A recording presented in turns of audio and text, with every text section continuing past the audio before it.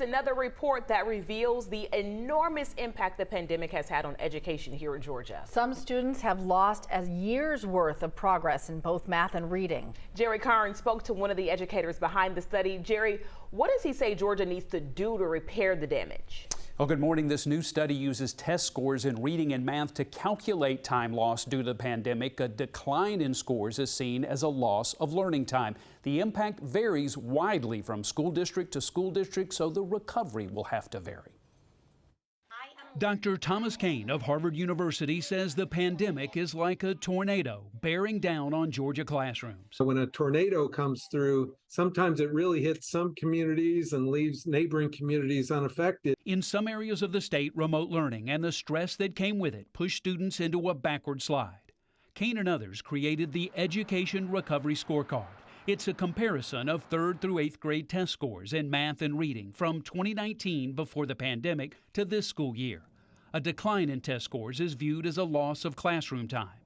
For example, Georgia's average math scores are calculated as a loss of nearly half a school year. Reading scores are viewed as nearly a quarter of a school year lost.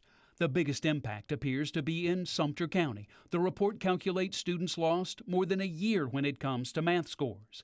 Compare that to math scores in the city of Decatur, where students gained a quarter of a year despite the pandemic.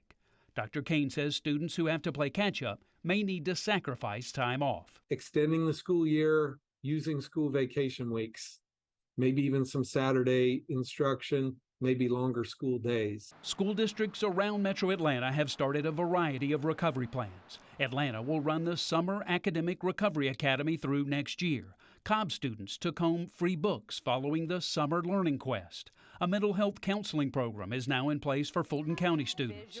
Dr. Kane says it's unlikely a full recovery will come this year. In some districts, it might not happen next year.